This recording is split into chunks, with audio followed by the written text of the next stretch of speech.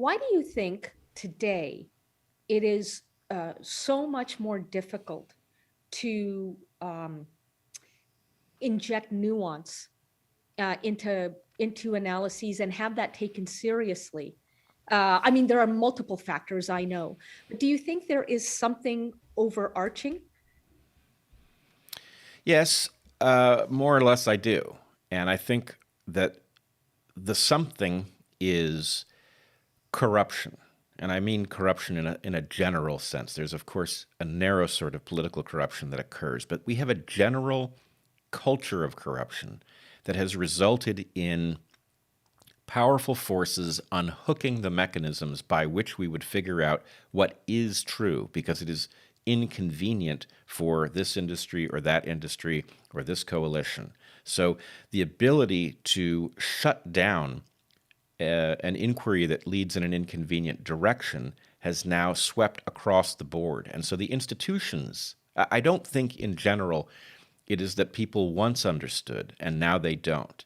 I think that what happened was the governance structure writ large, including journalism and the culture of people that adjust the way society functions, was more or less informed by a more or less factual understanding of the world through a process that, yes, was very noisy, but wasn't perversely incentivized. And the I know from looking at what takes place inside of science that effectively the mechanism that figures out what's true and tells us what it is, irrespective of it, if it's whether we want, irrespective of whether it is what we want to hear, that mechanism is no longer functional. And so what that means is we are living in a kind of a giant he said, she said world, which is all about factions getting ahead of each other and not about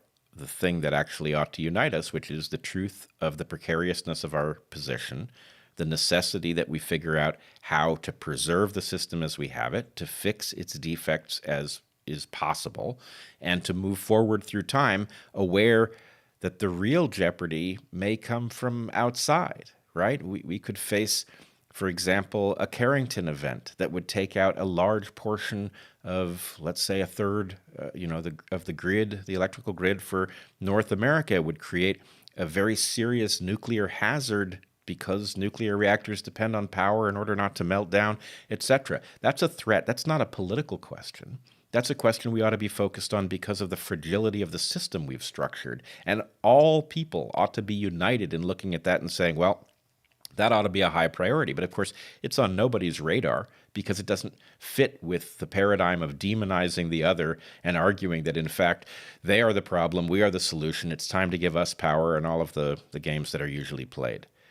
So yes, I would say the collapse of the institutions that are supposed to inform us is at the core of this.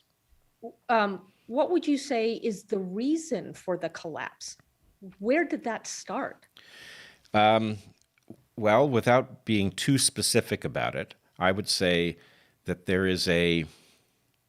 are a set of processes that are uniquely capable, but are also fragile by nature, right? So science is such a thing.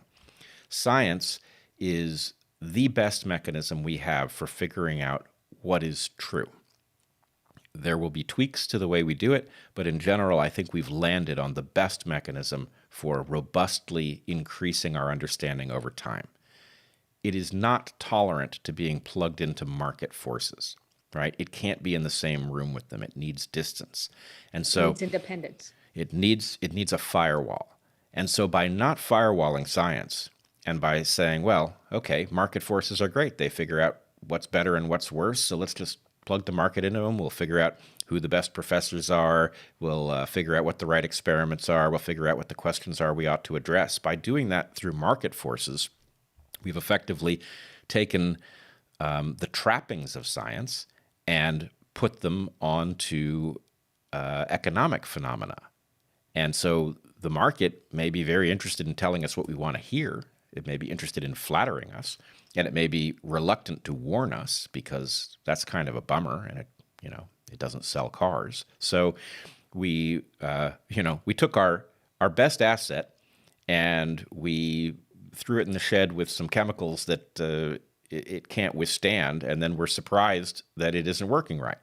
And it's not the only one of these. We have market forces impacting the way our courts run. We have market forces thoroughly infused in our journalistic mechanism. The first draft of history is being written by forces that are competing for our attention and for which truth is at best secondary. So all of these things, I think, are downstream of this. I'm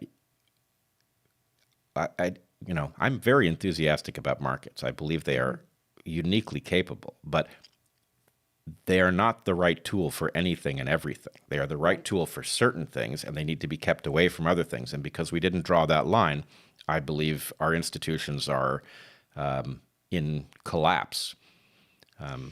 So, would you say, well, okay, oh my gosh, there's so much I want to ask you here. You use the word collapse. Them's fighting words. You didn't just say decline, collapse. Collapse. Is that a fait accompli? Probably. I would love to see the university system resurrected so that it could play its proper role. But I also have lived inside of it enough to know that, you can go field by field, and 9 out of 10 of them are basically lobotomized, right? And, you can see this very clearly in the COVID epidemic, right? COVID has taken fields that we rarely pay close attention to in the public, and it has put them center stage. And so this is like, a random test of how healthy academia is, right? Okay, suddenly we're listening to virologists and epidemiologists. Let's see, how credible are they?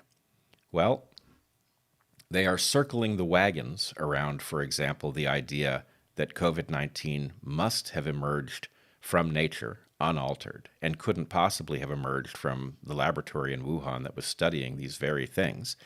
And they have gone about demonizing people who said, wait a minute, actually, there are at least 4 different kinds of evidence that suggest otherwise.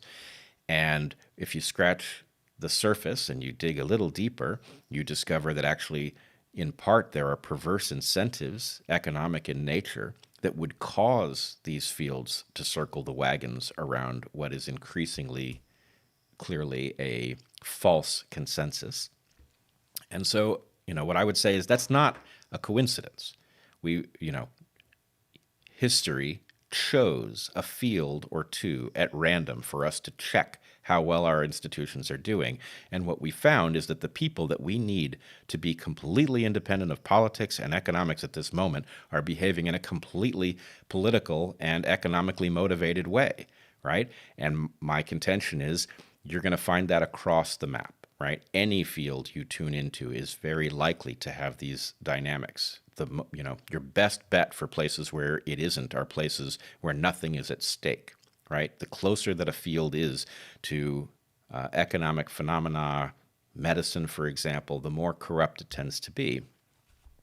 I think, sadly, you can't just, if you fixed the connection to the market of the university system tomorrow, it would take decades for the system to recover. Effectively, it would have to clear people for whom the corruption is endemic in their minds and replace them with people who came from a place of mental independence. And it's not a short-term solution.